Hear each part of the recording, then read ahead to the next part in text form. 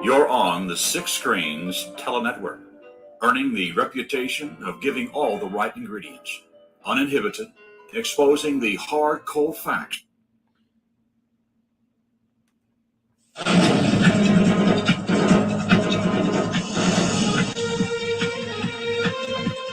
Well, hello everyone, and welcome in tonight to JW World News.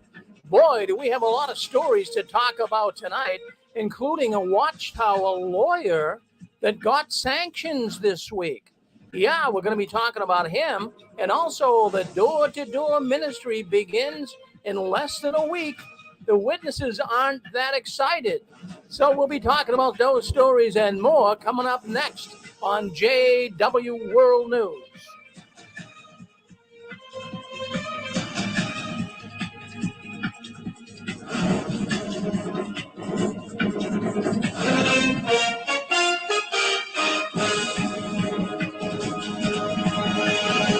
Well, hello everyone. Oh my goodness, I'm so glad that you're coming in. We have a lot of people that have been coming into the Six Screens here in the last week. Something has happened. The Watchtower is hemorrhaging big time. Something is happening. And I feel that's what it is. You just heard the program before us. We had a number of new ones call in. So, you know, where are they coming from? These are people that are leaving the Watchtower. Well, anyways, my name's Rick Fearon. And as you know, I am coming to you from the apostate capital of the world, right up here in Boston, Massachusetts. Now, you know, I mentioned to you all the time to call in.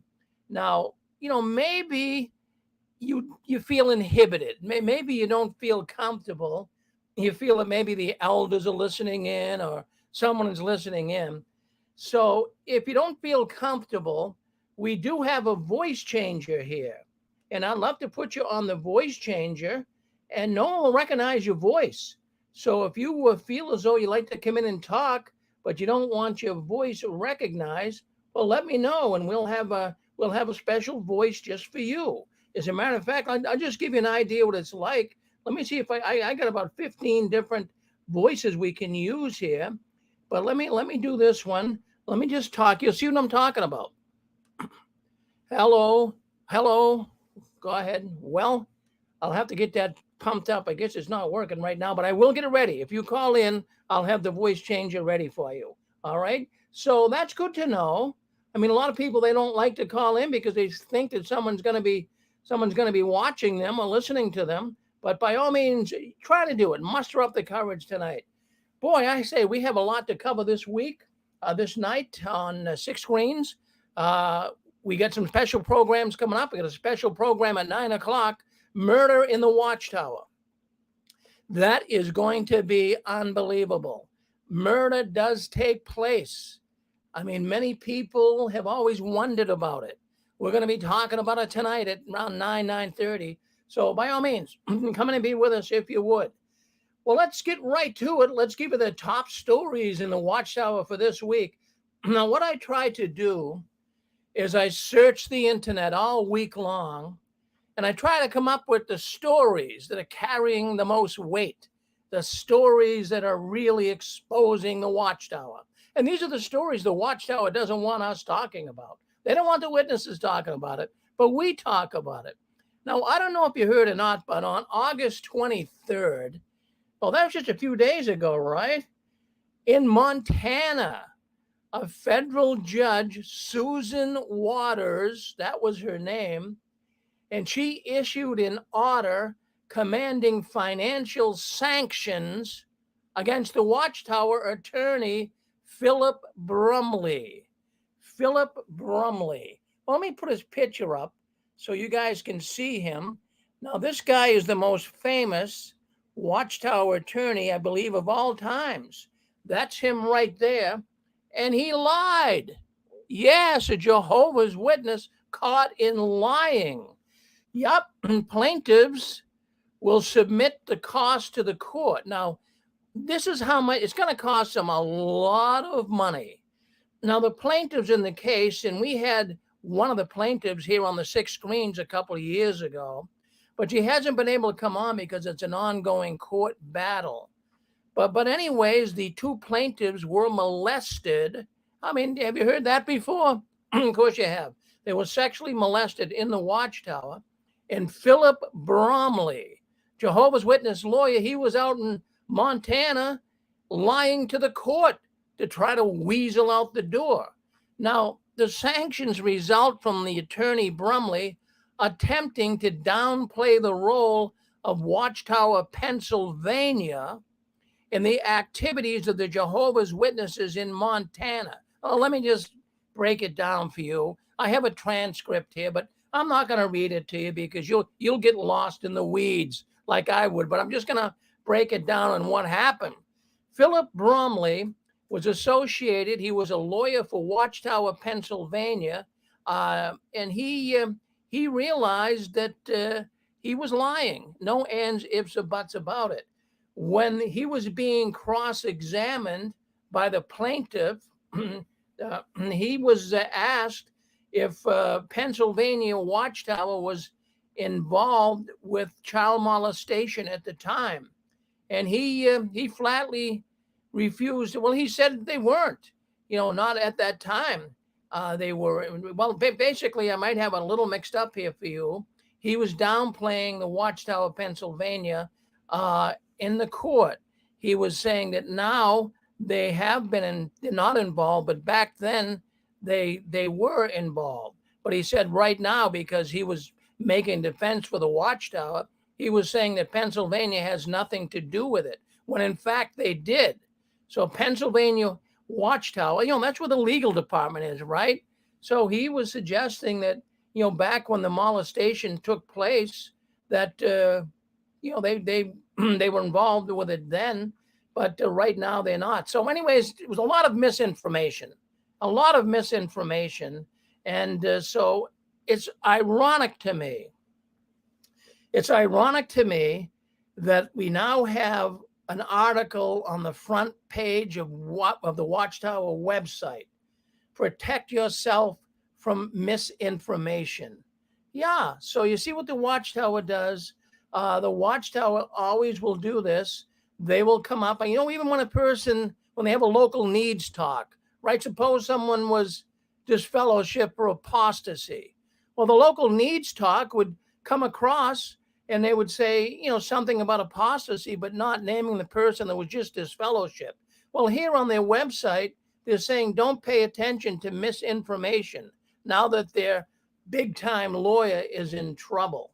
So I found it very fascinating. The hypocrisy from this organization has no boundaries at all. And the Watchtower will keep trying to do everything they can. They use their war strategy, right? They use their war strategy to actually get themselves out of hot water by lying. So anyways, I'm glad that happened. So they always parade this Brumley around as he's like a big prize pig is what he is. And between their systematic lies and Brumley's willingness to play their game, they continue this nonsense. They're trying to drag the case on. And that's what Brumley was trying to do. The longer you can drag justice on, the longer you might get away with it. So that's exactly what Brumley was trying to do. But now he's going to have to pay the court expenses for the plaintiffs, which would include their lawyers' court charges for over 17 months of dragging his feet. It's going to be a huge, huge bill.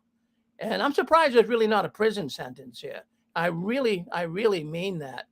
So just to recap here, let me just explain what happened.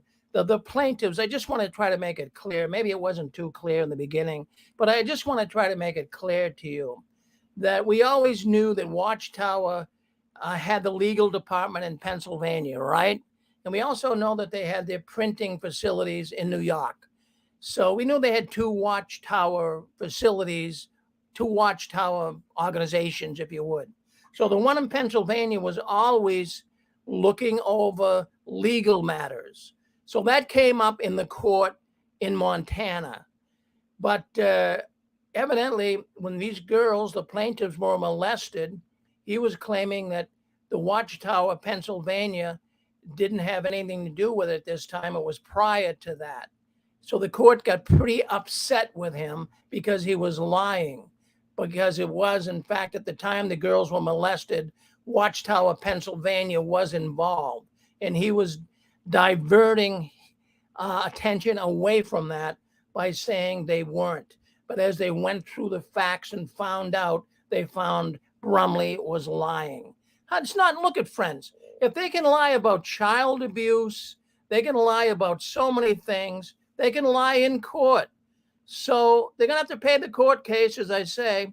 I don't know if Brumley himself, it looks like the judge is putting Brumley on the stake here. It looks like he might be on the hook for lying. I don't know if Watchtower is going to bail him out or not, but it looks like he's on the hook. It could cost him, I would just say, at least a couple of $1 million. I would say that. So anyways, aren't you glad to hear stories like that? Yes.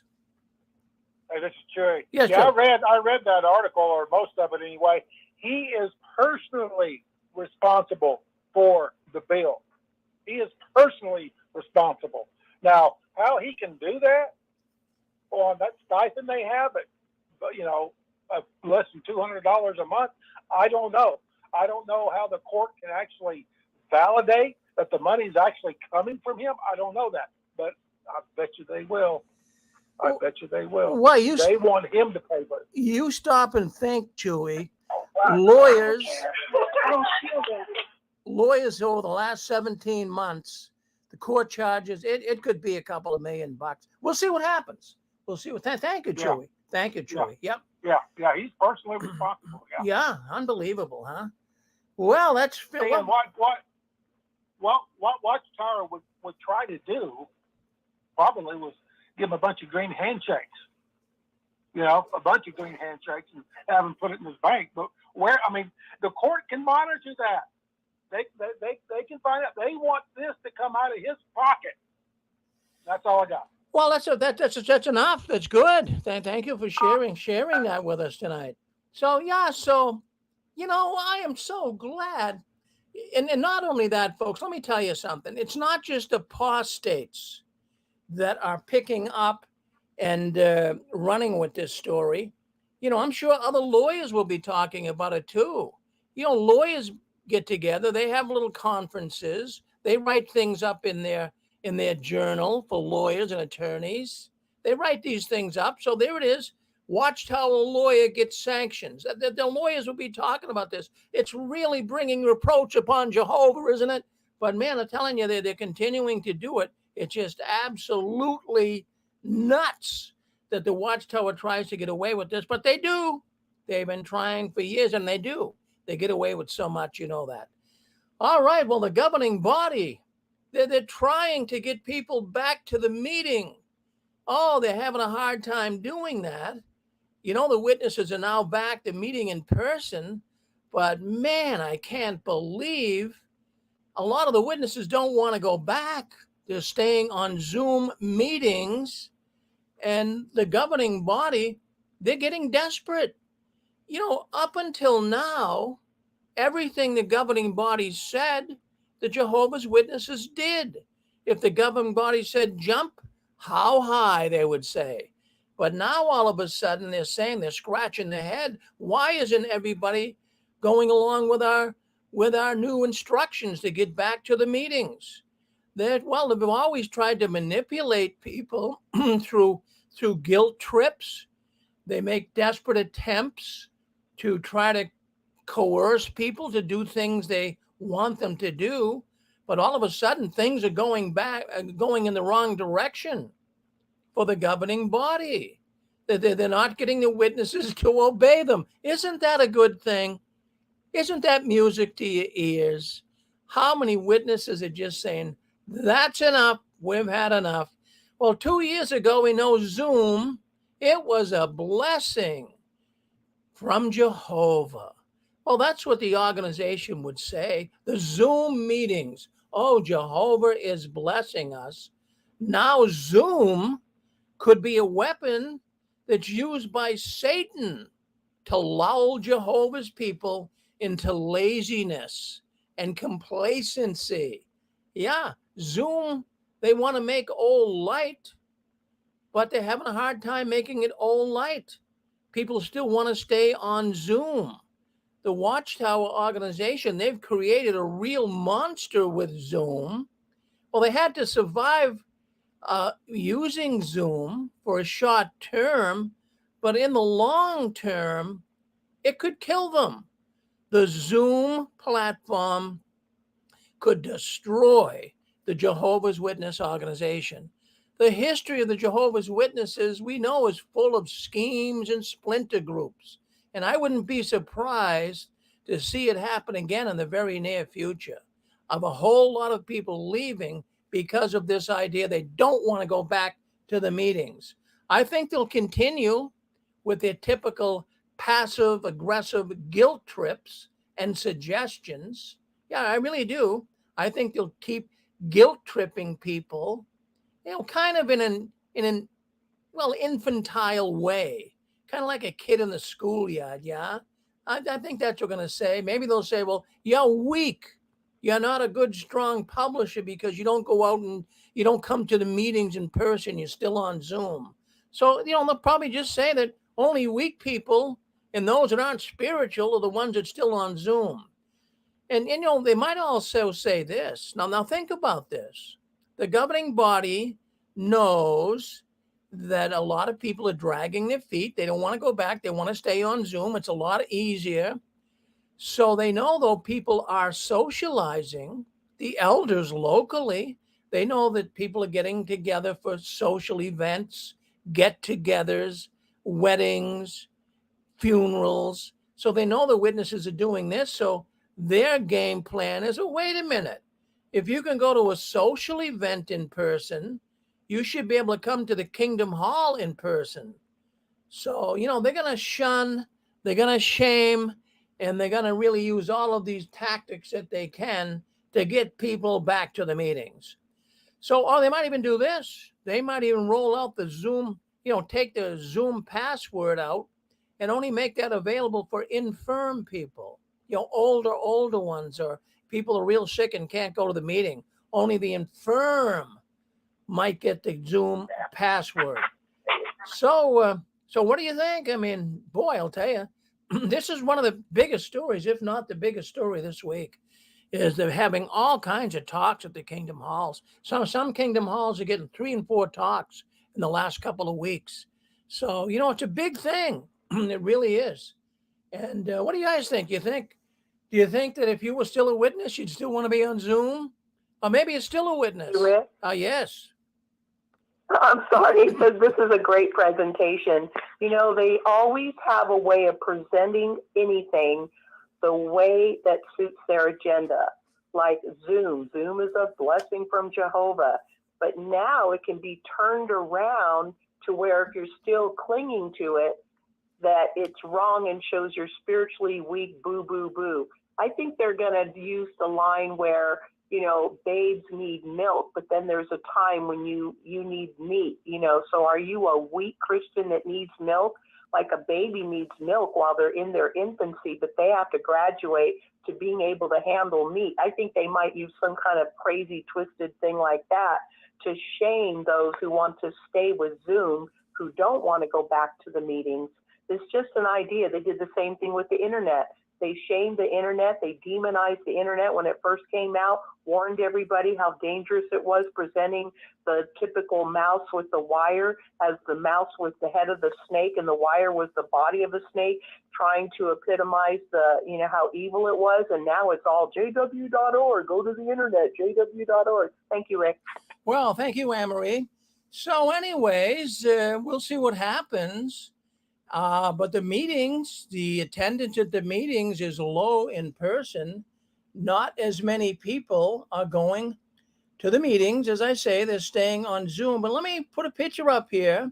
This will be the next subject. Now look at that. There it is, the door-to-door work. If you're on YouTube and Facebook, you can see it. We're going to talk about the door-to-door ministry. I'm telling you right now, it is going to fail badly. I mean, big time fail. It's not going to do what the Watchtower is actually hoping for, to get people excited, to get people out in the ministry. It's not going to work. So I wanted to bring that up. That's our next story tonight. And then I'm also going to play a clip here. Now, we talk about Robert Hendricks a lot here on the 6 screens. And I want to tell you, Robert Hendricks, he is a big wheel at the Watchtower. They are using this guy more than you can possibly imagine. And they're going to do everything they can to get people all excited about going out in the field ministry work. So let me just see if I can find this clip with Robert Hendricks. Let's see if we can find it. Let's see. Just give me a second here and I'll get to it. Yeah, here it is right here. But just give me, Robert, let me get back to Robert Hendricks here and let you know what's going on with him. Well, he's used by the Watchtower. He does these puff pieces. He's used by the Watchtower to go into these small rural towns. And whether they're paying the television stations or what, I'm not sure exactly what they're doing. But they have these on small stations in the Midwest and some rural areas of America. They'll have a puff piece on their local news. And Robert Hendricks, official for the Watchtower, he'll come on, and usually it has to do about, well, he did a lot of this during COVID and how the witnesses were doing so great and everything was wonderful in witness world.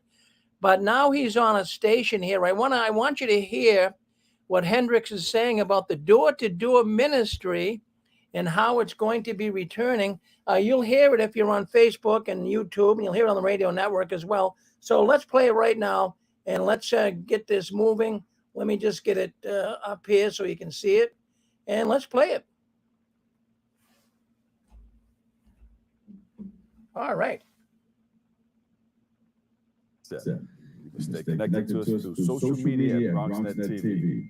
Leading things off, our first guest is the national spokesman for Jehovah's Witnesses, and he's here today to shed some light on the monumental return of the door-to-door knocking. Yes, we spoke about it once before. He's no stranger to the show. Welcome to the show, Robert J. Hendricks III. Welcome.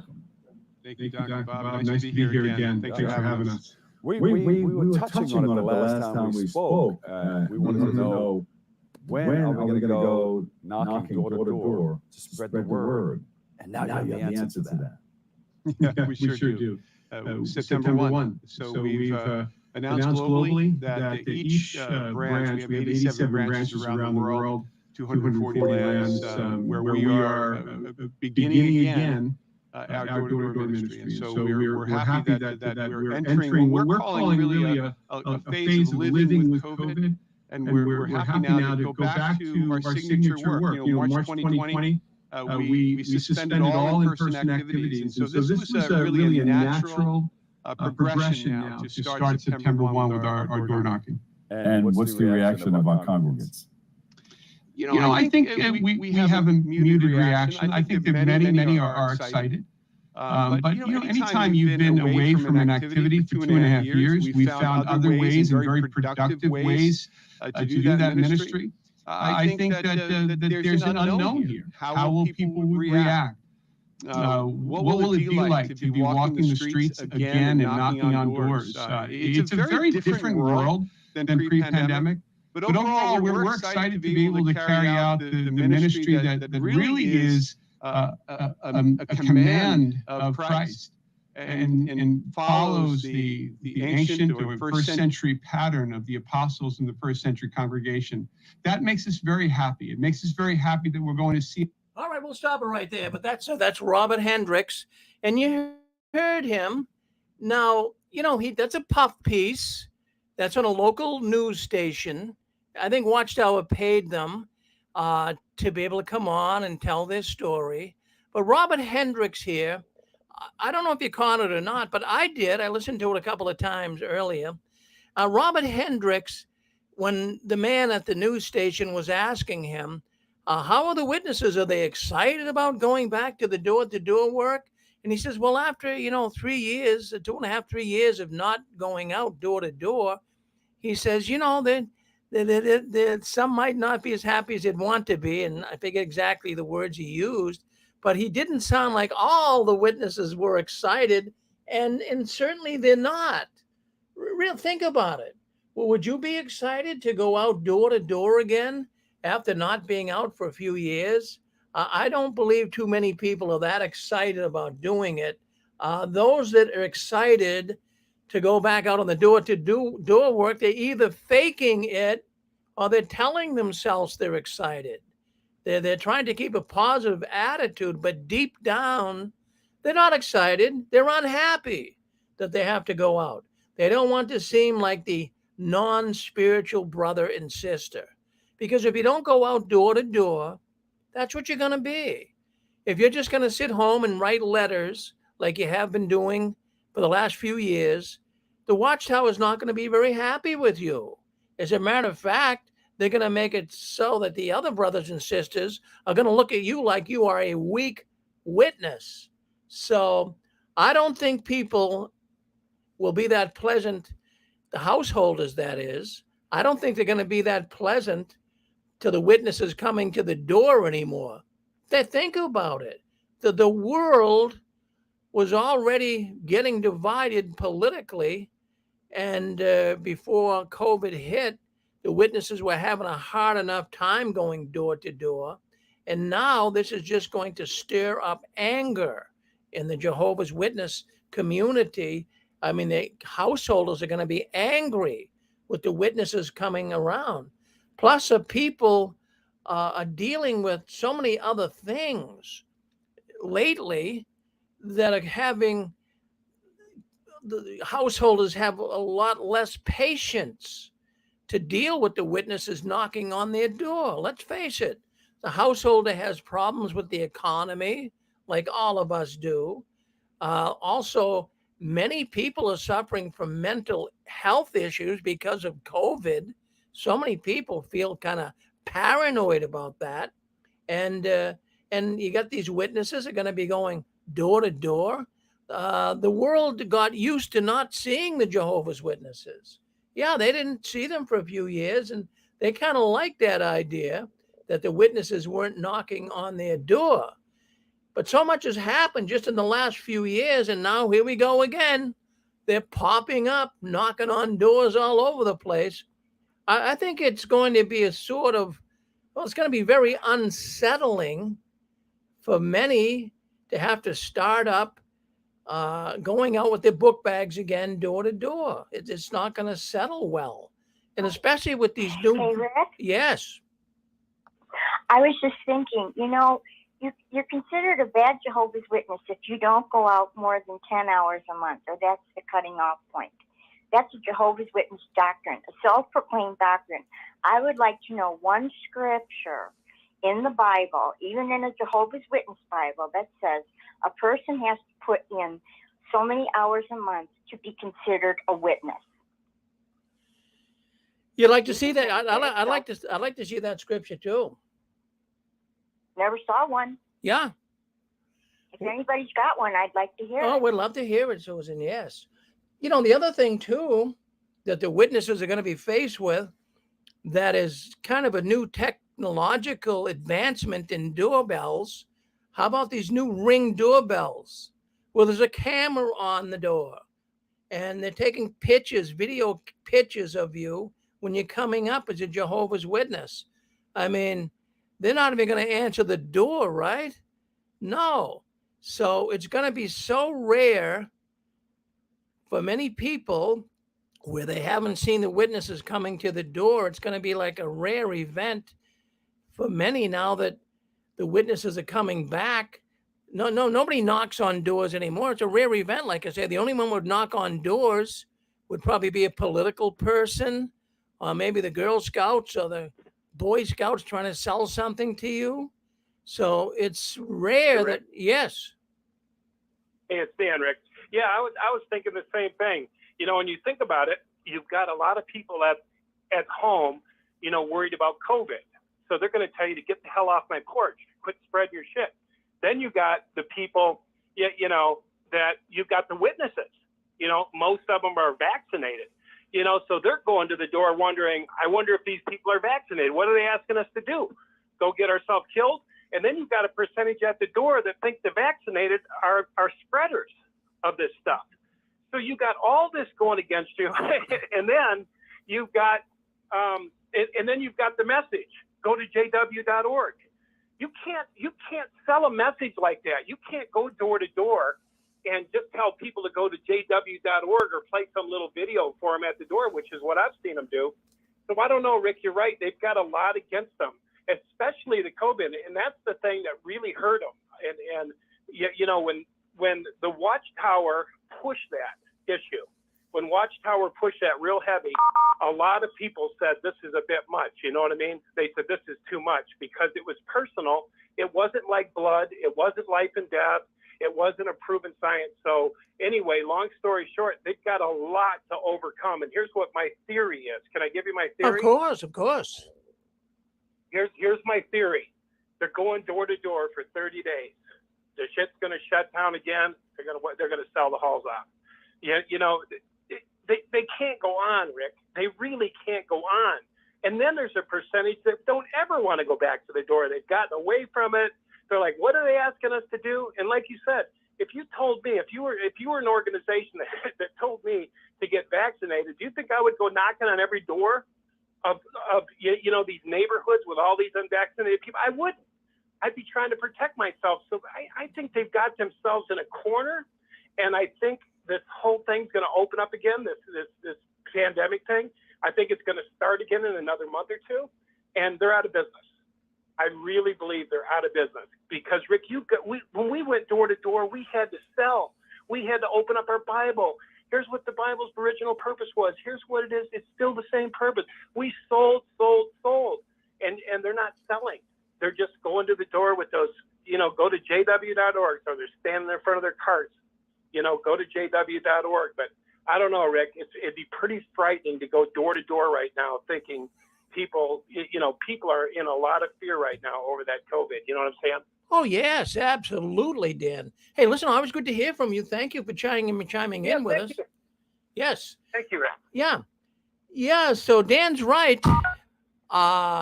It's going to be difficult for the witnesses and for the householders. Like I say, nobody goes door to door anymore.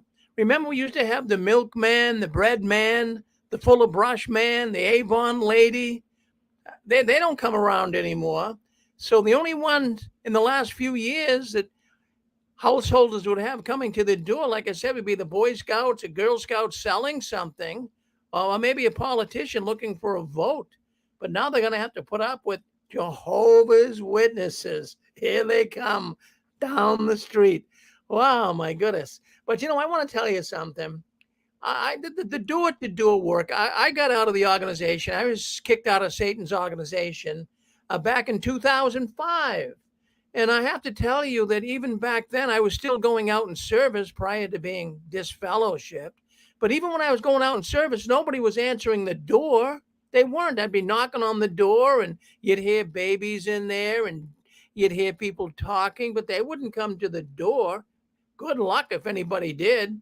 And I'd get into the car group and they'd say, did you talk with anybody, Brother Fearon? No. And I'd say, did you guys talk to anybody? They'd say, no. And I'd say, well, I tried to build them up because at times I was always the group leader, right? So I'd build them up and say, well, let's not get discouraged. At least we're building each other up. But nobody answers the door anymore. I'm going to tell you God's honest truth. The door-to-door work was dead before COVID. Really, it died before COVID. People weren't appreciating it. I say appreciate it. The Watchtower would say that, but they didn't want to go door to door. The door-to-door ministry was failing badly, and it's been failing for decades. Its only real justification is to keep Jehovah's Witnesses busy. That's all it did. The Watchtower knew that. They'd keep you busy, walking all over the neighborhood, burning up your time, not allowing you to have to think about anything. All you had to do was think about their work, and that was it. So now COVID, well, it's still a real threat in some areas, not where I am, but I keep seeing on the news, some cities and towns and areas in the country, it's still a real threat. And, few people, as Dan was just saying, will want a stranger showing up on their doorstep to have a chat with them about the Bible. It's not going to happen. They're not welcome in a situation like this. So no matter what happens, the Watchtower, just as this Hendricks guy was just doing, that clip I played for you, no matter what happens, whether it's successful or whether it's a complete dud, the Watchtower will spin it as success. Oh, it's so successful. Watchtower never admits their failure. Well, did you like going out in service in the hot and the heat? I worked in Florida, and the poor sisters that wore little heels, they'd be walking down the street in service, and their little heels would actually dig into the hot top, the hot, melting hot top of the street. Their heels would sink into that. They'd go home, including my wife, and her heels would be all black tar. Do you like going out doing that in the middle of summer? Or how about when it's as cold as the Arctic and it's freezing? And regardless of the amount of layers you put on, you can put 3 shirts on, 3 pairs of socks, and you're still freezing. And you're drinking hot coffee and cocoa to try to keep you warm, and you're going door to door. And that's one thing I never liked on a freezing day. Here it is 10 below zero up in New England, and I'm knocking on people's doors. You're freezing, you're shivering, you can hardly even talk, and you're knocking on doors. Why would a person want to open a door and let all the cold air come in and all the hot air out? They wouldn't. I mean, the Watchtower has a monumental hurdle to cross here. I'll give you another hurdle. How about gas? Now, gas is coming down. I'm not going to really cut our administration any slack. I'd rather see it come down to where it was a few years ago, but it's still high. So now we have these high gas prices, and we have a lot of money that's going into gas because when it's hot out, you want to keep the air conditioning running, or when it's cold, you want to keep the heater running.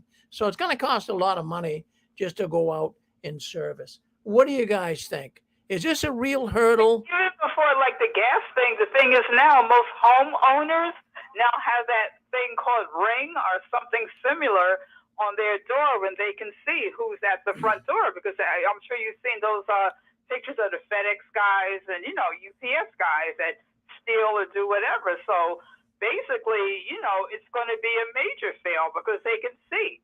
If it's not the FedEx guy, you see 2 people standing at your door, with 2 magazines in their hand. Why even bother? Because the joke used to be back in the day, all those Jehovah's Witness jokes. I didn't open my door, let's hide, the JW's at the door. But now you don't even have to say anything because you can see. Well, Shirley, you're right. Now, did you like service, Shirley? I hated it. I was brought up in it as a child. I remember my ankles, my feet freezing. My mother was an Uber witness. My feet freezing and all that stuff. Even on the holidays, I remember going out on Christmas, Thanksgiving, and all that stuff with my Uber witness mother. No, I never bought into the witnesses at all. I was never baptized, so I just never bought into it. But no, me, myself, I never bought into it. And of course, if I didn't buy into, they were teaching, of course I hated going door to door. Well, let me ask you, I know that you live in New York City. And right. I hope you don't mind me saying that, but I've heard you say it publicly here before. Oh, yeah. All right. So, so I know you live in New York City. Now, I don't know what it would be like witnessing in New York City. Now, they have a lot of high-rise apartment houses. Yes, I live in an apartment. And what's funny, the apartment I live in now, which is a co-op building, I remember because my mother and my father were baptized 20 years apart. She was had an unbelieving mate. My father got baptized. The building I live in now, before I moved in, I remember my mother, my parents saying they were not allowed in my building because it's a co-op building. However, the building like right across the street from me, there were 2 apartment buildings right across the street from me. Sometimes like I would say years ago, I could look out my window and I know the look with the bags and everything. I knew they were witnesses going to the 2 apartment buildings on the other side of the street, but they were not allowed in my building because it's a co-op. Now, I cannot say that's New York City thing, don't allow witnesses in. But in my building, they were not allowed. And I'm sure there's a few other, we have a doorman. So I guess the doorman building, a doorman has something to do with it. But I could see the other 2 buildings. I've lived here for more than 20 years, and I could see them just looking out the window. I could see them walking down the street. I remember that. Now, the other 2 buildings on the other side of me, they must not be co-op because I could see that's where they were heading. Well, so they get their witnessing done, but boy, it's got to be terrible. And of course, there's elevators, I'm sure. But I lived in a rural, not a rural, but it was a town, a little country town. And they wanted me because I lived right over the line from the country town into a city, Lowell, Massachusetts. And so I was just, you could throw a rock and hit the next town over, but I wanted to stay the congregation I was at. So they wanted me to move to Lowell because that's where I supposedly lived, which I did. So, it was a city, and I was used to just, going around the neighborhood, knocking on doors without climbing, stairs and tenement houses. Man, that's a crank and a half. Who wants to go out and service and do that up and downstairs? I tell you, in New York, like if it's a rainy day and some people still meant to go out on service, they said forget that, like the door-to-door houses, they always broke out the apartment building. They always said like the quote-unquote standby for apartment. Did you guys know that Elaine got evicted out of her apartment because she let the Jehovah's Witnesses into it? Well, give us more on that. Elaine who? Randy? Well, you ever watch Seinfeld? Oh, right, yeah. Yeah, Elaine. Oh, that Elaine. Okay. I was thinking of another Elaine, but yeah, that was a fictional thing. But yeah, in New York, whenever there's a rainy day, it's always standard, procedure. Just break out your apartment territory. If it's raining, snowing, man, it looks like it's going to rain. They always had apartment territory to go to. Yes. But Jehovah's Witnesses now are big into getting these Ring doorbells too, just to keep their apostate family, to know if their apostate family comes up to them. So I don't know about that, but like I'm saying, the general population has Ring anyway. So who's going to open the door? Well, Randy, yeah, I know my daughter's got one on her big iron wall that she just put up around it, and the only thing I can think of, she'll know when to call the police again next time she sees somebody standing there that's her family that she considers apostate. Would you call the cops on you, Randy? We parked actually about a block away, and just one of us went up at a time. My youngest one went first. She come back crying because she never opened the door. She screamed at her, told her to get off her property. So we come back an hour later. My wife went up there. Same thing. She never opened the door, and and my wife says, "How do I know this isn't a recording?" She still wouldn't open the door. So next door was my daughter's mother-in-law. So she walked over, talked to her just briefly, said, "I'm going to stick a note in her door." And time she got over there and stuck the note in the door, got back, even though the mother-in-law says she won't read it, she said, "I'm doing it anyway." She got back to the curb, which is just a few feet back to the street. 2 police cars come zooming up there and gave her then my daughter come out of the house with her husband, and their whole family lives all around. They live like in a commune, several family members, all these houses built on the same property. But anyway, in Texas, when you get a criminal trespassing, that's what she issued against her. It's mandatory if you ever step foot on. You don't go to jail right then, but if you ever come back later and step foot on that property, it's mandatory jail time. Wow. Yeah, I think it was months. Wow. Geez, that's cruel. I think, but I don't know. But you had a good point with that Ring.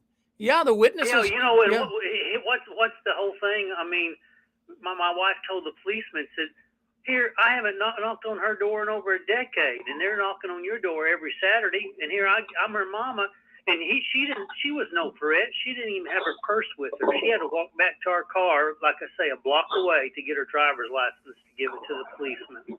My goodness. Yeah, and I tell you, it's even since then they put this huge steel fence up all around their property and all their other family members, like a commune, all the way around it. And it wasn't there then, but it's there now. The only reason this is how I even know about it, Rick, is I just send little small gifts, nothing big, but through Amazon, and Amazon will actually send you proof of delivery. And one way they'll send you proof of delivery is a snapshot of the little package left at the door. And I looked at that and I thought, oh no, that they've delivered that little gift. They've delivered it to the wrong place. That's not my daughter's place. Still, I started looking a little closer at the big buildings in the background, a block or two away. And then I pulled it up on Google Zoom just to look at it. I was shocked. They've added this huge, they basically made their place into a compound. And I hope it's not because they're out of fear of us, but I believe that's probably why they did it. Oh, that's terrible. That's terrible. My goodness. Well, I hope. Well, not many places in New York have the luxury of doing that. Because like I said, they always run to apartment buildings in inclement weather. So no commune thing in the city, maybe upstate, but I don't think anybody in New York could do anything like that, for sure. Well, it's such a sad thing. I mean, her father-in-law lives right like next door. Then her brother-in-law built a house halfway on their property, halfway actually attached it to the father's house. Her sister-in-law lives over there in another apartment there. And then her grandmother-in-law moved in a mobile home, one of those double-wide mobile homes on her property too. So like on two different lots, they had like four or five residencies, different households.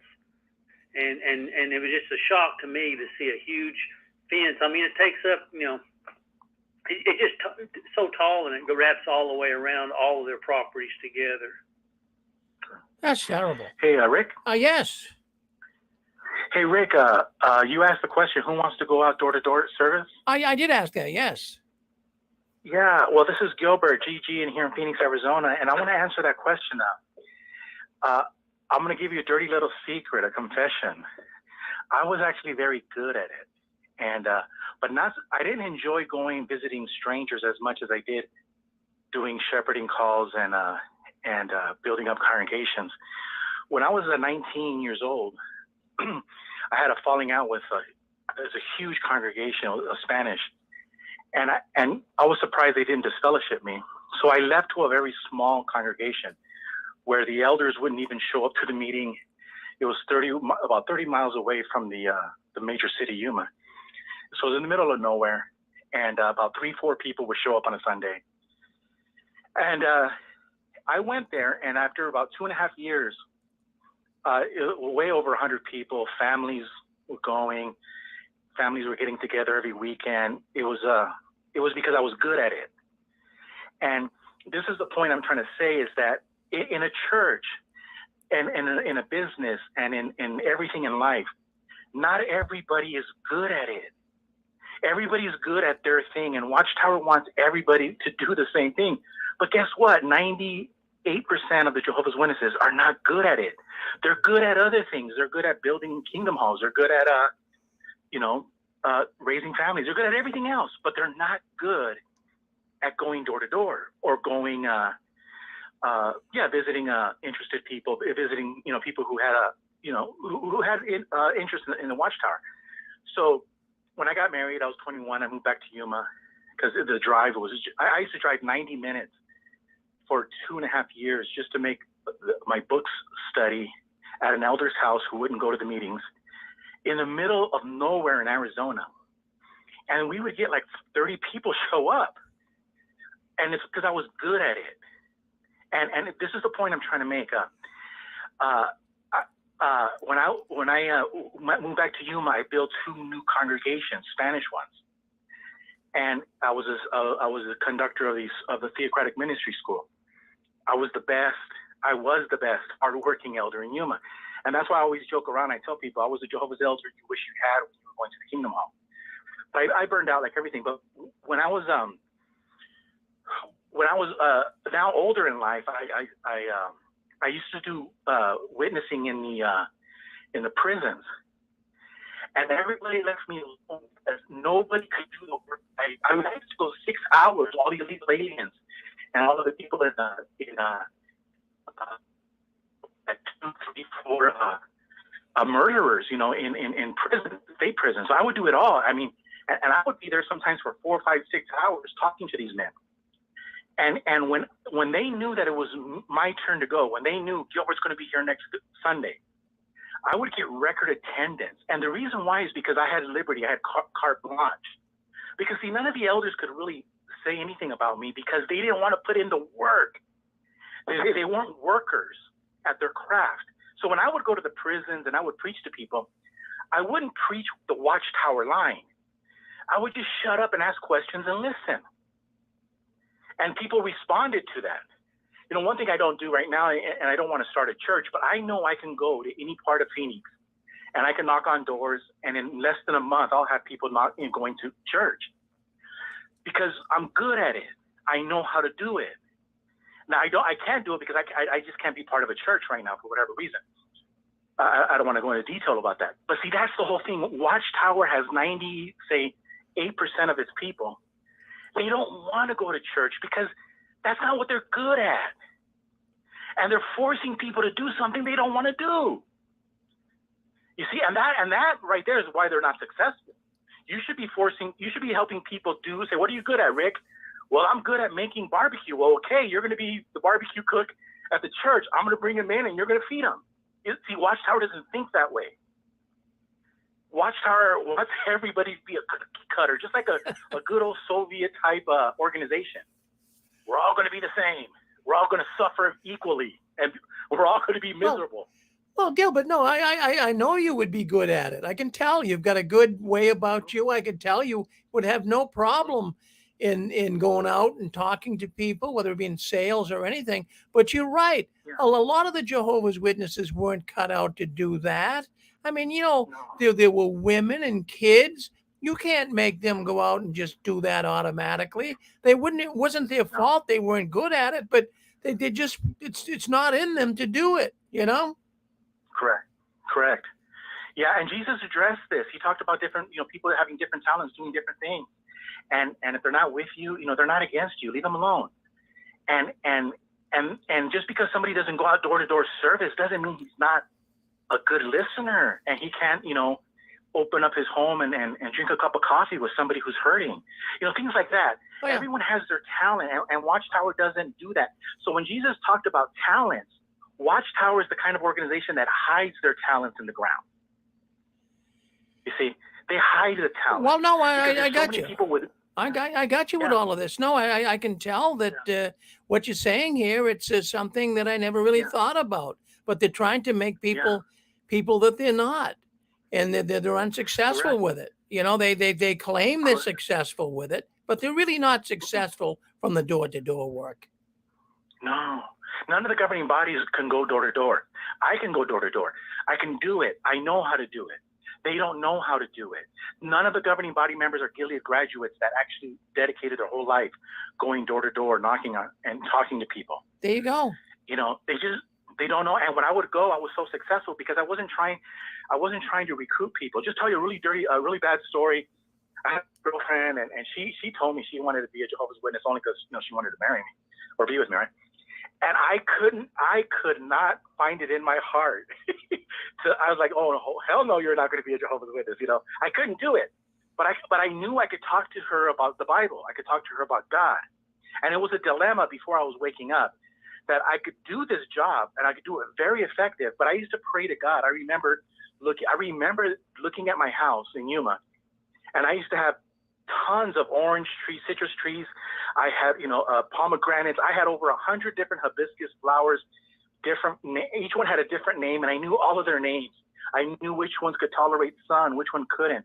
And I would pray to God. I go, Father, I work so hard and I have fruit. My trees give fruit. My shrubs give beautiful flowers. But yet I go door to door and I don't have fruit. I knew something was wrong. I knew that I didn't want nobody to be a Jehovah's Witness. But I would talk to everybody about God and Jesus. And so people responded. But I would never let them get to the point where they could get baptized. Yeah. Well, good So for that's you. why I was so successful. Well, I can tell you, I can tell you were successful, and I want to thank you for chiming in, and you can give us another little avenue to think about. Well, appreciate it, Gilbert. Thank you for coming in. All right. Well, there's Gilbert. I mean, there's another angle to all of this. No, Jehovah's Witnesses aren't successful. People don't like going door to door. So how successful can you be doing something if you don't like what you're doing? You got to like what you're doing in all endeavors in life, right? I don't know if you guys saw this or not, but I tell you, I was blown away when I saw the new Watchtower update. Yeah, update number 6. The governing body does these updates on their JW.org site. They do a live, well, it's not live streaming, it's on video, but they got an update. And man, I tell you, I was blown away when I was watching it this week. It was unbelievable. So now what we have is governing body member David Spleen. Well, he's coming on and he's the one that's giving the talk. And he says in the context of the talk, and I'm going to have you hear it. I do have it here on tape. So he says in the talk that he was giving that, how privileged and how happy everybody is that the door-to-door ministry work is resuming September 1st. Well, that's a bald-faced lie, as we've been saying. But he was saying that everyone's so elated that the door-to-door ministry work is coming back. Now, the thing is, and something I caught here that really was over the top, he said that even the angels that have been on hiatus, because of COVID, that they haven't been able to go out and service with the witnesses, but now they'll be excited too. The angels are going to be excited too, because it will give them the opportunity to help the witnesses out in the ministry. How sick is that? I mean, I want you to hear it. Hear the tape, and then we'll talk a little bit about it. Let me just make sure the volume is up here on it, and you'll hear it. It'll be fantastic. So let's get it up so you can hear it right now. I'm going to share it. Let's do it right now. Let me put it up so you can see it. David Spleen, governing body member, update number 6. Welcome, everyone. In this program, we are going to find out what the year text will be for 2023. So stay tuned. But first, here are a few updates. No doubt we all enjoyed the Pursue Peace Convention. Wasn't that an outstanding program? It was so practical. And how thrilling it was to hear the announcement that we're planning in-person regional conventions for 2023. After 3 years, it'll be so good to meet together with our brothers and sisters in person at a convention. It's also exciting that we'll return to the house-to-house ministry starting September 1st, just in time for our worldwide campaign to start Bible studies. And I'm sure the angels are going to be excited too, because it'll give them opportunities to help us with our ministry. We pray for Jehovah's rich blessing on our efforts. Did you catch that? It's going to give the angels the opportunity they're going to be excited to go back out and service, helping the Jehovah's Witnesses. Listen in a little more. It sounds like an infomercial for the door-to-door work. That's exactly what it sounds like. Listen to a little more. To offer Bible studies to as many people as possible. It's been so refreshing, hasn't it, to resume more and more of our theocratic activities in person? We're grateful for the good direction Jehovah is providing. It strengthens our faith in him and our confidence in his organization. Yeah, buy this product now and we'll have 2 angels work with you. It's a sales pitch. That's all these governing body updates are. It's a sales pitch motivate the witnesses to get out there and do things. Now, he mentioned the year text. Well, let's move forward here. Do you know what the year text is for 2023? Well, he says you'll be so excited to know what the year text is. So let me move forward here. Let's move this right up here. I got to get up to 1107.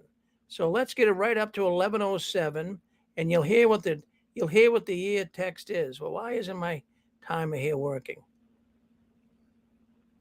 1107. Let's go right 1107. This is the year text. Listen in. His reliable guide. Now, we don't know who that writer was, but we do know that he cherished God's word to remind us of how important Bible truth is to us. The governing body has chosen as our year text for 2023 words from the 119th Psalm. Are you ready? I'm ready. Here it is, the year text for 2023. The very essence of your word is truth. Well, the very essence of your word is truth. We at the top of the hour here, when we started off with the news, Jehovah's Witnesses proclaim to the world that they're a Christian religion, the only true Christian religion. And yet we had Brumley, Jehovah's Witness lawyer, lying to the court up in Montana. And now we have the year text. We have the year text. Essence of your word is truth. The very essence of your word is truth. So that's the new theme for the year text. And that is from Psalm 119, 160. But I wanted to, listen, you guys don't have to watch JW broadcasting. I watch it for the sake of the news. But boy, I'll tell you, it really does get to you. And especially with the angels that will be helping in the ministry work. What makes Jehovah's Witnesses so special? What makes them so special that they have the angels helping them in the ministry work? I don't think that's special at all. And I think you guys will agree with me. Well, anyways, you're on JW World News. That's the news the Watchtower doesn't want us talking about. But we talk about it here every Saturday night. Now, another thing I caught during that update,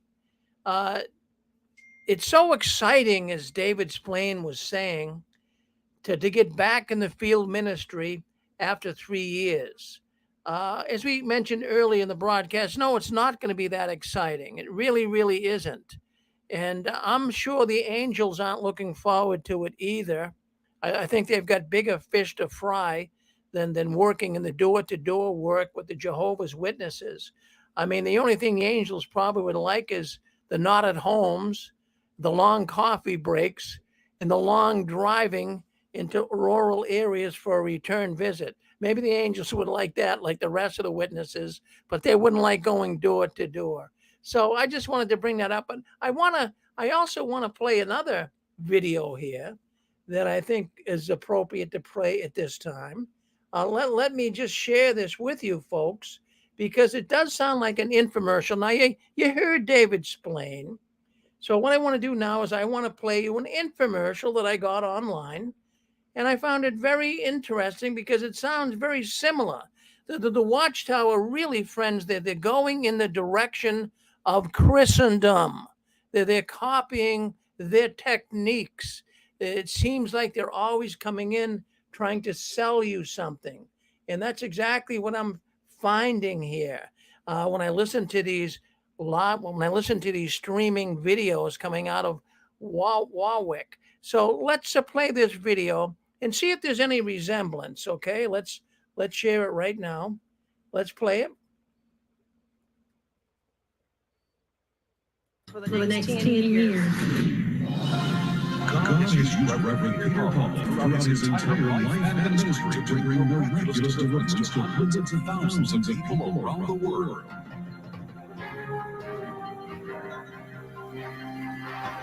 Stay tuned as Reverend Fearon ministers, prays, and reveals the power of a living God able to change your life and bring you into great joy, peace, health, and supernatural abundance.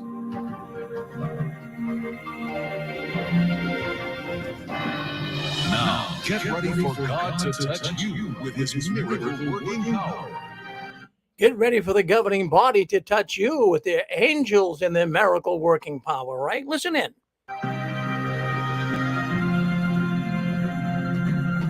God is touching hurting people around the world. And now he wants to touch you with his miracle working power. I'm Peter Papa. This is my precious wife, Elizabeth.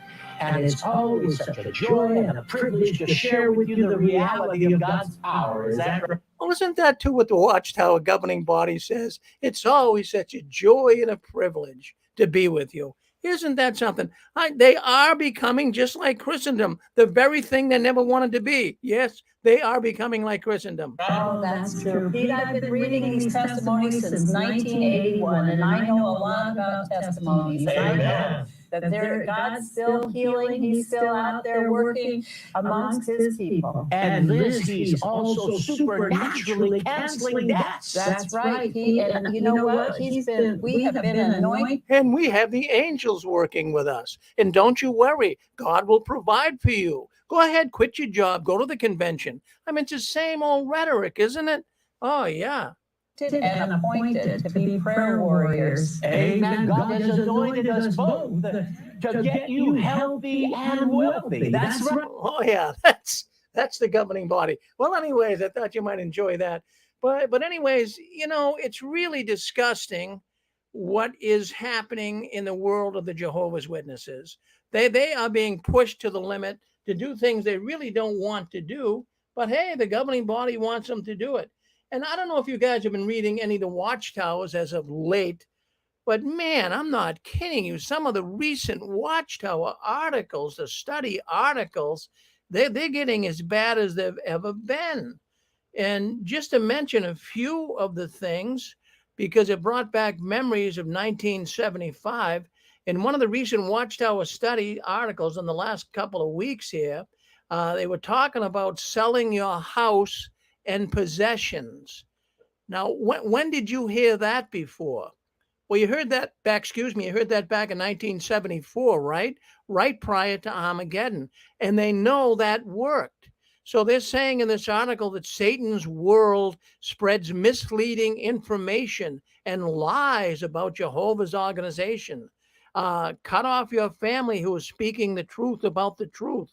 And the last one, many Jehovah's Witnesses they're saying in the article what's being said by the apostates and how they are trying to egg the witnesses on and let them know that they don't have the truth. But the recent Watchtower articles are saying Satan is going to use tactics like that.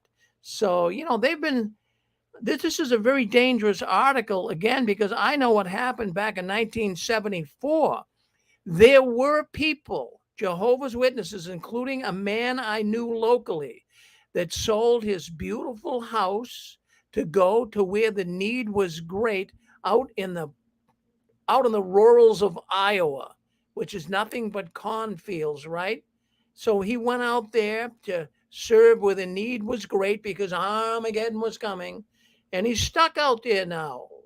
He's stuck out there. I'm sure he'd like to come back, but what are you going to do? What are you going to do? So he got the severe effects of the Watchtower telling people to sell their homes, and they're moving to where the need is great. Well, they're doing the same things now, and the governing body is telling Jehovah's Witnesses, just like you just heard from on that infomercial or that preaching show. You heard what he was saying. The governing body is convincing Jehovah's Witnesses that Jehovah would always take care of them, and they're quitting high-paying jobs and selling houses and moving to parts of the country where the need is great. That is what's going on right now. Now, it's not happening on the scale it was happening back then, I'm sure. But the more they keep yapping about this, to sell your house and your possessions, this cult is insane. This cult is insane. It's rhetoric. It never ceases to amaze me. It's unbelievable. And that's exactly what the Jehovah's Witnesses did back in 1975. And a lot of witnesses have the Watchtower Bible and Tract Society to blame it. They can blame the society on the poor living conditions they're living in today. Many of the Jehovah's Witnesses back then, they're now senior citizens. They're getting older. They're living in poverty. They're wondering what flavor of canned cat food they're going to have for dinner tonight. And that's no joke. Do you know a lot of Jehovah's Witnesses right now, from reports I'm getting into the 6 screens, are living together. They're moving in with each other. They're so poor. They're having a hard time. They're moving in with each other. And it's, oh, Jehovah will take care of us and protect us. They're living a life of poverty. And it appears like the Watchtower is up to its old tricks again. Those old tricks, unfortunately, they work. Yeah, they work. Just, give fear mongering. Let the witnesses realize right around the corner, the final days are the final days. And this is what you get. You get people just adhering and following the Watchtower right down the drain. And then another thing in a recent Watchtower article, too, these Watchtower articles are dangerous. I think this particular one I'm going to tell you about now, I think this is going to backfire on the witnesses. In the article, one of the articles, recent articles, it says the devil, this isn't a study article, the devil wants us to question whether Jehovah or his organization is responsible for our suffering. Now, I just want you to think about it. Well, let me just say it once again. Now, let's dissect what's being said here. The article is saying the devil wants us, you're a Watchtower person, you're reading this in the study edition, the devil wants us to question whether Jehovah or his organization is responsible for our suffering. Now, think about it. The organization would never want us to think about this question. They would never want us to question Jehovah for putting us in the suffering condition that many Jehovah's Witnesses are in today. So they're saying, they're saying the devil wants us to question.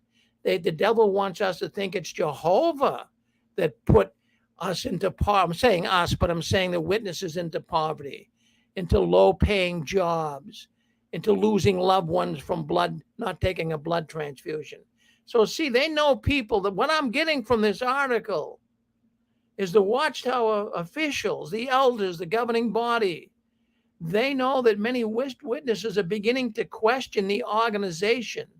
Of course, we know the organization is synonymous with Jehovah, right? So they know many people are questioning the organization, and they're sitting there now as poor as can be, and they're getting old, and they're saying, my goodness, was it really Satan or was it the organization, Jehovah, that put us in this mess? So Hey, Rick, can I read a quote from you from the May 22nd Awake of 1969? Yeah. I'm looking at it right now. I have the quote. I'm not looking about volume, but perhaps you or somebody else listening in has the bound volumes and can back this up after I read it. But it says, if you are a young person, you need to face the fact you will never grow old in this system of things. Why not? Because all the evidence of fulfillment of Bible prophecy indicates that this corrupt system is due to end in a few years. As a young person, you will never fulfill any career that this system offers. And once again, that's from the May 22nd Awake of 1969. So if you, Rick, have the bound volume, or anybody listening out there has the bound volume, feel free to look that up. And by the way, that says 1969. I graduated high school in the infamous year of 1975. So, I mean, so they did admit to things they were saying back there in the day. Well, they say, I've read that before. It does say that. It does say that. So, Yeah. So you're not, fibbing here, Shirley. That's what it says. But see, they do this. They repetitively do this over and over again, scaring people into right around the corner, Armageddon's coming. So back then in 1969, many people didn't go out. They didn't get a good job. So now they're getting older. And now the Watchtower is realizing that a lot of these older ones that are in poverty, they're actually blaming the organization and the governing body that they're trying to desperately put out the fire. They really are. They can see this is going on. So they got to come out with an article suggesting that the devil wants us to question whether Jehovah or his organization is responsible for our suffering. Why would they come out with a question like that? You know? Going on for like forever. Like this was 1969.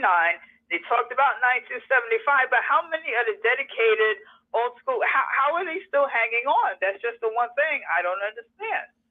How are they still hanging on? The older ones, you know, how are they still hanging on? They don't know what to do, Shirley. Phony is Fred Sanford. You know that show, Sanford and Son, Fred Sanford, all those phony heart attacks are the boy who cried wolf. It's just as phony as that. Oh, yeah. It's just as phony as that. Well, there's many in the organization that are waking up, including calling in here and watching things online. And, you know, there's many in the organization that really have a lot of bones to pick with the Watchtower. You know, this organization forced many, many people to stay with an abusive partner. Yeah. All of their life, years and years, many witnesses have been forced to stay with an abusive partner. And then many witnesses are picking now and really beginning to turn on the organization for making them take a low-paid job and to serve the organization more fully. How many times have we heard that when we were witnesses? Well, you know, don't take that good job because it might cut into your meeting time. You know, even though you're going to lose, you know, $10 an hour, why don't you take this job and you can get out and service more? And Jehovah will provide, don't worry. And also, I mean, what about people that lost kids because of blood transfusions? What about people? I know a brother myself. He was a presiding overseer in my congregation. His son died. He was only 20 years old because he refused a blood transfusion. And then later on, that same man, that presiding overseer, found out that as years progressed along, his son could have taken one of those blood fractions and his son would be alive. His son would be alive today. How do you think he feels? Yeah. So you can see why people would be ticked off, Shirley, at the organization. You can see that. And that's why I say, how are people still holding on? I just don't understand. Because my peers, we're in our the teenagers, kids I grew up with, they are now 50s and 60s, like myself. But and some, not all, definitely not all, but some are still hanging on. But how do you do that? It's like the boy who cried wolf. I mean, you know, you can say that. How? I just don't understand. I just don't understand. You want to take a shot at it? Go ahead. Yep.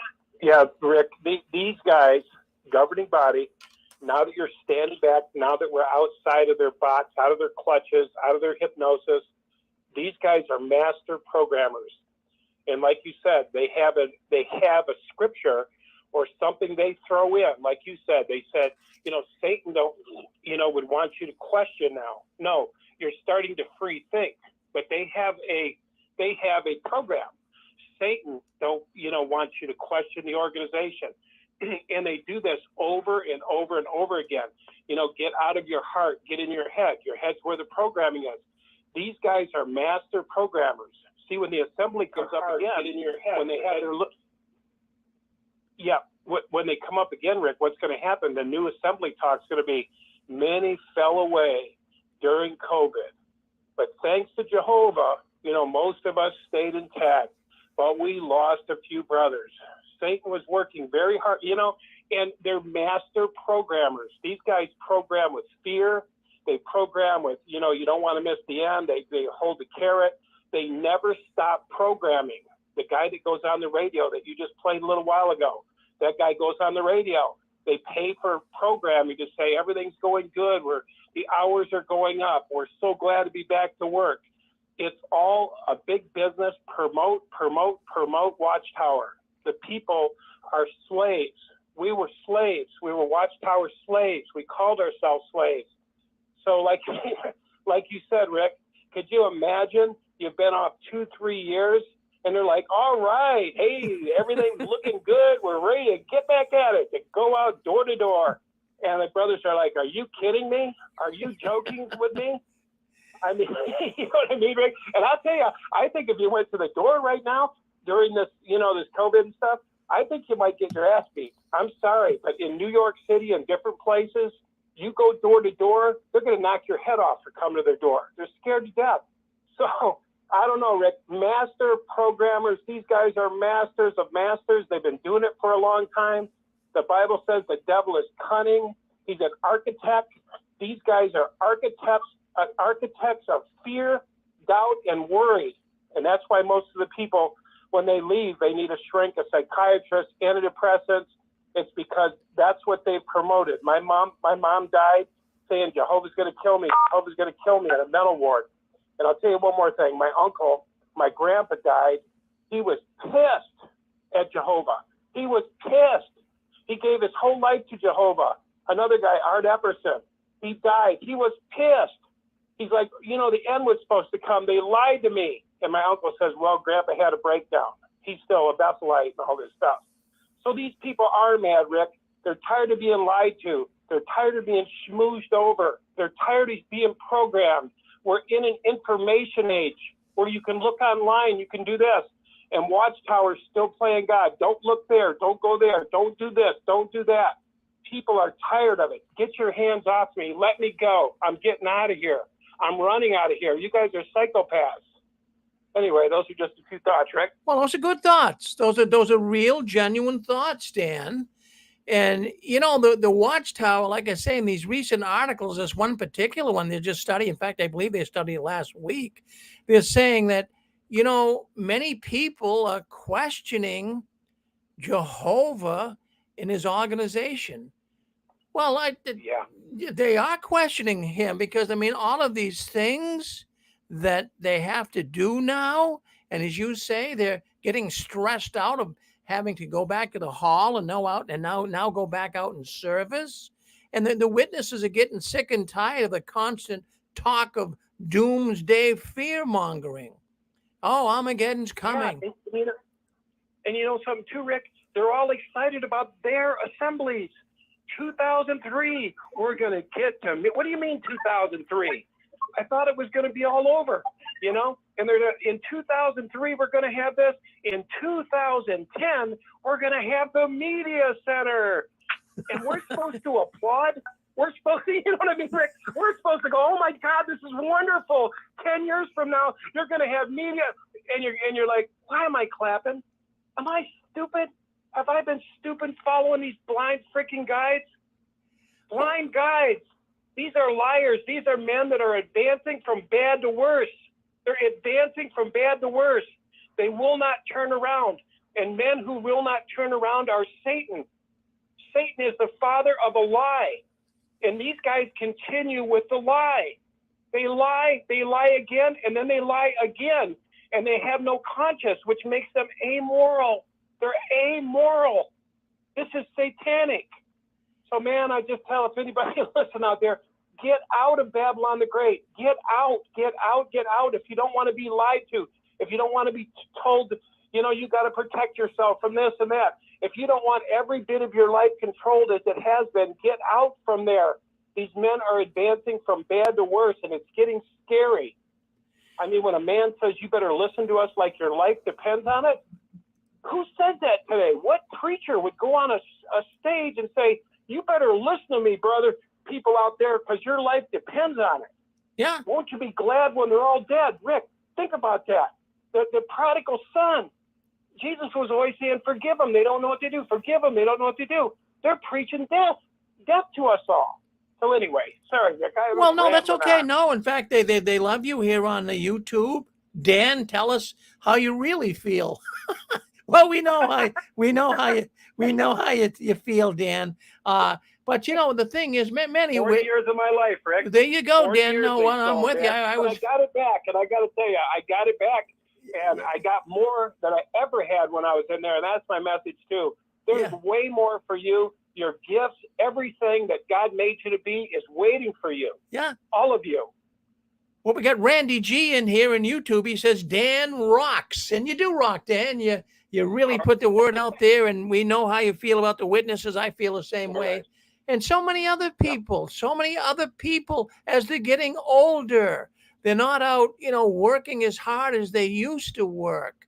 They're sitting down, they're thinking, and they're saying, what did I do? Look at all the friends I lost. Look at my relatives. Look at my family. What a complete mess up. And they're starting to blame the Watchtower. Many of these witnesses, they're suffering from real religious trauma. I'm getting information coming in here to the 6 screens. It's just really something I've never heard before. So many people leaving the Watchtower right now, and they're going to therapists. Yes, they're going in for therapy.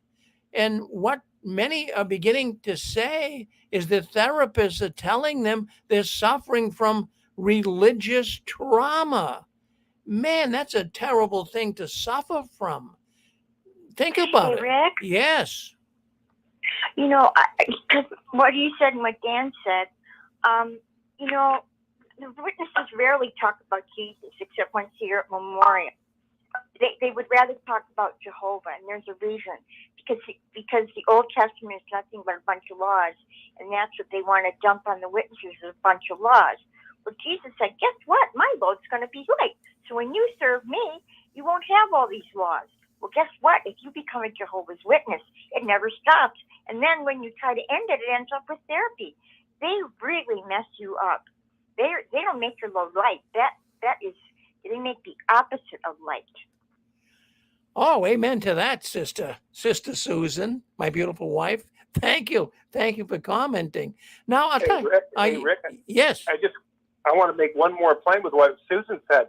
Yeah, when you come out of there, I mean, honest to God, it's like PTSD. It's military. You go through a death when you leave. You lose your family. You lose everyone you've known for years. You're abandoned. You have so many issues to overcome when you come out of there. I mean, the fear of Jehovah that he's going to kill you. You've committed the unforgivable sin. You've got a program that is meant to make you deteriorate and come apart when you leave. We're not meant to make it when we leave. The programming they give us is to make us dismantle us. And so we're mentally injured when we come out of there. And I know so many people. I mean, I'm hearing more and more people that are going through the roughest times of like suicide, in and out of thinking about that stuff, all this stuff because they're injured because of fear, the fear, the way the witnesses have twisted the scriptures to mind control with programming, with fear programming. And so Susan's right. They're being injured, Rick, just like you said, they're being injured when they come out of there. And sometimes we don't think of mental illness and fibromyalgia and different things. MS, a lot of times is brought on by stress. I'm not saying all of it, but a lot of these symptoms that we have are from fear that the Watchtower has promoted for years. And then the worst kind of fear that you could ever have is walking away from that organization. Well, amen to that, to Dan. And I have to say, too, that this week alone, people gave me information concerning how they now feel since they left the Watchtower. And I forget if it's 3 or 4 of them, might even been 5, but a number of them told me that they used to get so much anxiety when they were at the Kingdom Hall. And now that they haven't been meeting, and now that they're not going to the Kingdom Hall, their anxiety has disappeared. They don't even have to take their antidepressants any longer. So these are things that this is just something that, you got to stop and think about. And you have to realize, too, as many of the older witnesses are growing old, they're facing death, they're getting along in years. And where is Armageddon? They were told this, as Shirley just said earlier, they were told it was going to come back in 1969 any day. So they're going to have to really think twice about keeping the Jehovah's Witnesses in the organization. And this idea about planting in the mind of the witnesses that is Satan making you think that your life is messed up because of Jehovah and the organization. Well, I'll tell you what, just stop and think for a second. We have talked about countless people who have been molested I mean, more than you would ever possibly imagine in this organization. And what about people who've been holding that in for years? What if you have an older person in their 60s, a man or a woman who was molested in the organization when they were younger, and they kept this in their minds all this time and never said anything?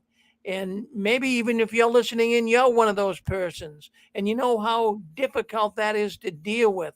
And yet, how can you really say this organization has helped you when they caused all of this trauma in your life? So I'm going to tell you, witnesses are really turning on the organization, and they are beginning to really see that it's really man that is looking for power and control, and he's trying to lead the masses. I would say to you, if you're a witness listening in right now, run away. Run as far away as you can. This only leads to torment and unhappiness, and that's all it leads to. Wow, I'll tell you, it's really interesting, and I feel good to know that many of the older ones now are saying, that's it, we had enough. What do you think? Go ahead, you're on with us.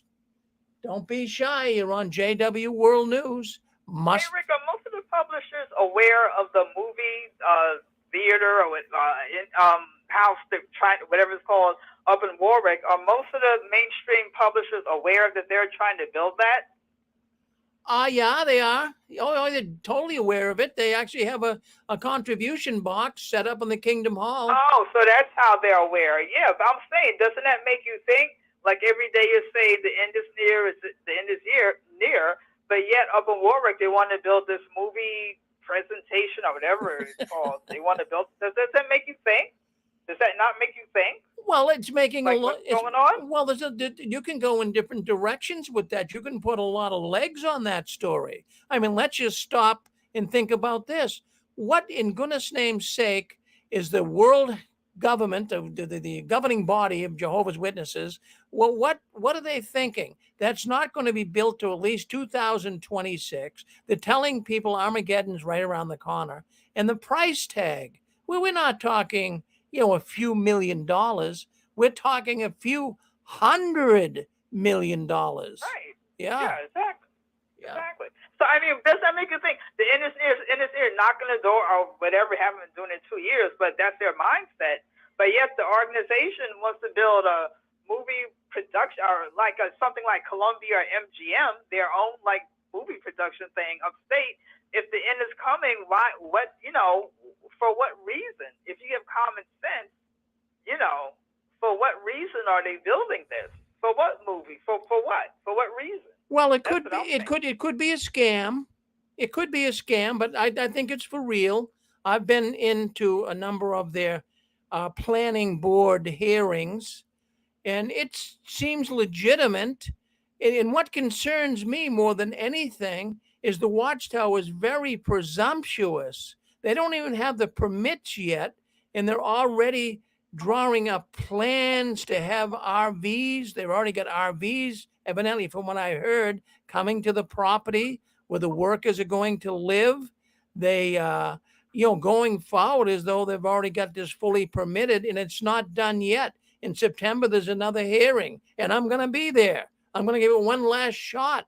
They have all of these hearings, and, they're going to pass it, though. I really think there's a lot of corruption going on. But, yeah, they don't need this. And it could be a scam of some type. I just don't know. I mean, the Watchtower, they do some things pretty nefariously. Let me say that. Yeah. Yeah. Yeah, they do. Yeah. They do. Well, thank you, Shirley. Thank you very much. So here we have it. Is that a city council meeting, Rick? It's not a city. It's like a little town. It's Ramapo, New York. It's a corrupt little town, I believe. So that's what I think. And well, a lot of those city councils in different states, I used to cover city council meetings, and we had one where all the reporters tried to get the guy arrested. He moved to another county, was on city council there, and finally was arrested. So those councils can often be on the take. Oh yeah, well, Pixie, that's something that goes without saying. I'm losing faith. I'm not going to become a a non-American person here, but I'm starting to lose faith in the country I was born in. It's not the same country anymore. And what I'm finding is it's so crooked. I mean, from the local government all the way up to the federal government, it's crooked. They tell us lies every day. And now they're going to be sicking, 87,000 IRS agents on us. I mean, I'm not, the whole country here, the whole world, as a matter of fact, is in turmoil. But see, the witnesses, they love this. They love the world in turmoil. That's what makes them grow. The more money they can squeeze out of people. And it's say that because the fast food restaurants seem to have enough workers and everything runs smoothly. But everything above fast food, they've got a shortage of workers in restaurants, in places where you pay your bill. Lots of people have not gone back to work, and so things are not running smoothly in a lot of cities. Oh, yeah. Oh, well, I'll tell you, we're not getting the real truth. We're not getting the real truth.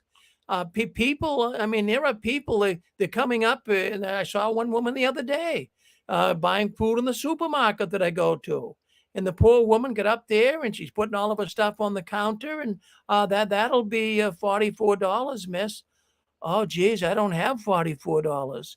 No, people are having to put food back. The news is not really showing the dire straits that people are in. Food banks. I mean, I'm not trying to be, I'm not trying to get people rattled here, but I'm just saying. Bank if they can. Yeah. Everyone should, if they can, give to the food bank. And two odd things that are in shortages right now, mustard and hot sauce. Two things that make the lesser priced foods taste good. So if you see hot sauce and mustard, get some extra. Oh, yeah. Well, I was just in the store yesterday, and there's a new manager in there, and I was going to go up to him. I said, well, let it go. He's probably got a lot of complaints already. But I'm noticing that a lot of the food doesn't even have prices on it. So I don't even know what I'm paying for. So I bought some Jimmy Dean sausage. I like sausage. I like Jimmy Dean sausage. So I bought some. Delicious. So I bought. It is. It's frozen. And so I bought that. It used to be $3.49, but there was no price on it. And so anyways, wow. I brought it home. I said, geez, what did this go up? $5.49. That's $2. $2. Wow. That's just for Jimmy Dean sausage. So yeah, that's basic protein. Yeah, and the eggs have gone up, which is your basic protein too. So I don't know what people are going to do, but we'll just have to start keeping track of everything on the back of the envelope with our pen and budget as best we can. Oh yeah, you see more people with their calculators out, with their pen and paper out. And take a look. What I like to do when I go to the supermarket, because, I listen to Reese and I listen to Jimmy. So, I like to kind of put things to the test here when I hear these things they're saying. So I'm watching what people are putting in their food baskets. I'm really cognizant of that. I'm saying, what are these people buying? And I'm noticing more people buying canned food, pasta. And these are the things that you're going to want if there are food shortages, and they are talking about it. And so I see one couple there the other day. Well, it was a couple of weeks ago now, but her and her husband, they're walking through the market basket up here, and man, they're pulling pasta and all of these tomato paste and everything else. Like they weren't making a spaghetti dinner. They were storing this stuff, Mm-hmm. Well, the good thing is that North Dakota did have a good wheat crop, so there will not be a pasta shortage, because they were thinking there would be, but North Dakota did real well on their wheat crop. So, when I was in the newspaper business, the farm report was not interesting to me, and now it's the most interesting. Well, that's interesting you say that, but I'm glad to hear that. But I set up a little cabinet here. My wife kind of talked me into it. I built a little cabinet just to put some extra food in, and it's very handy. And stuff like mustard, like you say, and ketchup. They were saying a while back there was going to be no ketchup and pasta sauce and what have you. So it's not a bad idea to get some of that stuff. You don't want to go crazy with it, but it's good to have some. It's better than going out and eating grass if we have a shortage, right? Yeah, the old biblical story. Yeah. Oh, yeah. Well, there you go, Pixie. Well, thank you for checking in. But anyways, you're on JW World News. Hey, that's the news the Watchtower doesn't want us talking about. And you can understand why, right? Well, they don't want the witnesses talking about the stuff we're talking about. My goodness. But I want to talk about something here that got me concerned. It's a possibility. I mean, they're going back door to door. They might even be going back into the evening witnessing work. Oh, my goodness. Talk about nonsense. Did you guys ever go out and service at night or in the evening? Oh, that was brutal. So I'm thinking that it's been coming up in conversation about the evening witnessing work, and going back door to door is bad enough, but imagine going at supper time when people are coming home from work and sitting down. All of a sudden, you're ringing the doorbell at 5 or 6 at night, and getting the people to step up from the dining room table and go to the door. Jehovah's Witnesses, they have no boundaries. Everything is irrationally justified without any scriptures. How would you like going knocking on doors at people's supper time? Or some people would say dinner. Rick, my brother, back in the day when I used to have a social life in my youth, the West Fork subway station, which is Greenwich Village, you've heard of that? It's a hangout place, for the young folks. Back in the day, you don't come home then until after midnight. I swear I remember this brother in the subway station when I was coming home. I know it was midnight or after, standing there with 2 magazines in his hand. Like what, midnight, 1 a.m. I will never forget that sight as long as I live. 12, 1, or a.m. or 2 a.m. A brother standing there with the Watchtower in a wake in the West Fourth Greenwich Village, New York subway station. Isn't that something, Shirley? No, but I can understand that, because I was in a congregation in Florida where they went out at midnight. They called it midnight service. And I thought that was over the top. And the pioneers were doing this as well as regular I didn't do it. But they wanted you to, sign up for the midnight witnessing. And so, they had a little talk on it and how you would do it. And what they would do is they would go to like gas stations and 7-Elevens and places like that at night. Now, really, I wouldn't let my former wife do that, or even my daughters who were pioneering. No. You're not going to go out knocking on gas station doors and talking to goons and creeps. Geez, there's mass murderers and everything else, especially down there in parts of Florida, where all these drifters are coming in. And they're going to go out and place magazines with these people at a convenience store at midnight? Come on, let's get real. I mean, what if somebody got killed? Can you imagine them doing that today? Can you? Exactly. Going door to door is going to be bad enough. But if they ever start this witnessing at night stuff up again, forget about it. It's too much. Yeah. So it's just totally over the top what Jehovah's Witnesses are asked to do, and many, many Jehovah's Witnesses do it without even thinking. Well, Rick, this is Scott. Oh, yes, Scott. I remember us doing nighttime witnessing up in New England. They were promoting Wednesday evening witnessing, and a lot of times too, when the CO would come around, they'd also make sure to try to get a lot of people out in the evening. And I remember doing it. You'd show up and I don't know. I can't remember exactly what time we went out. It was probably like 6 o'clock or so.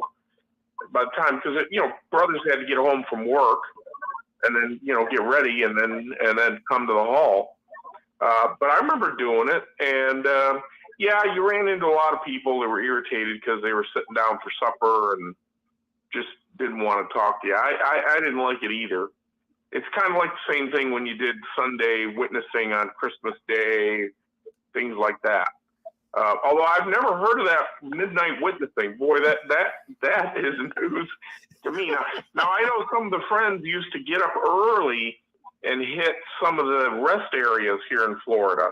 They'd go to certain rest stops where people were up, obviously driving and going places, and they'd do it that way. But they do that like very early in the morning to get their time started before the meeting, for service. But I'd never heard of midnight witnessing.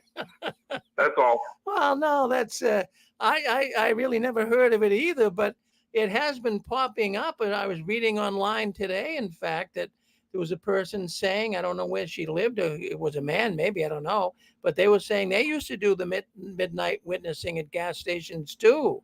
So it just wasn't that one congregation, unless that was the same congregation, and I don't know who the person was. But there's a lot of things in service that used to bug me, and you guys might remember this too. You know what used to really irritate me in the door-to-door work? So you're going down the street. So that you got a territory card. Okay, you take this street, I'll take this street. So you're walking down a street, and all of a sudden the neighborhood kids, they would follow you.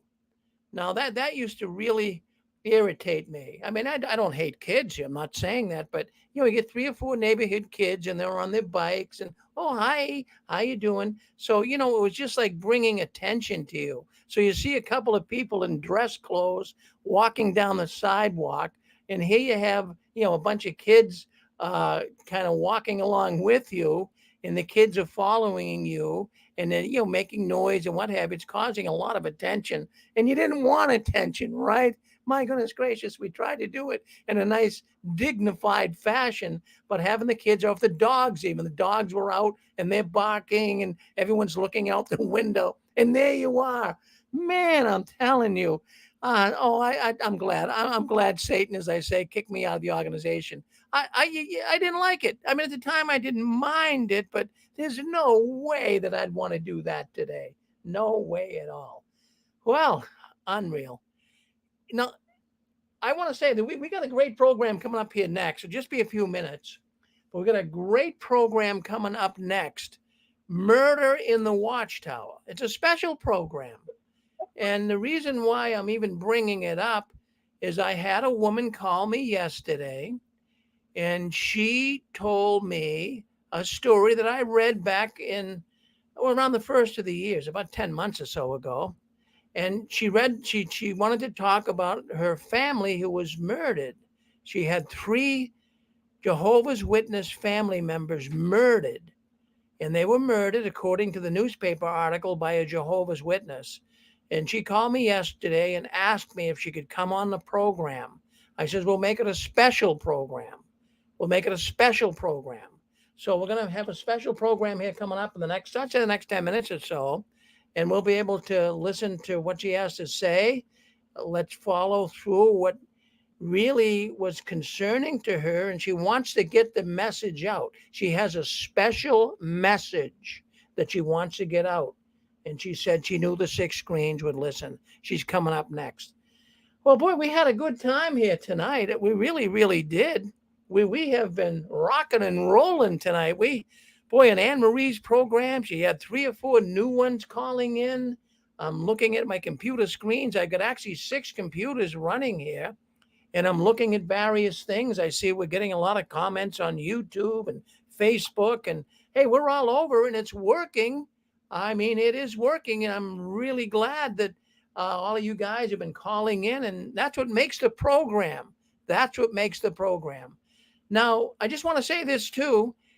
Don't send any money here to the 6 screens. People ask me all the time, Rick, we want to. No, it's okay. I got out of this free. Nobody charged me a penny. So I want you to take it. If it's a poor person, a Jehovah's Witness, even, they could use 10, 20 bucks. Go ahead and help them out a little bit if you want to. But in the meantime, don't send money here. Now, how you can help me, and how you can help the 6 Screens Telenetwork, which is comprised of a number of different ex-Jehovah's Witnesses and adversaries that do programs here in the 6 Screens.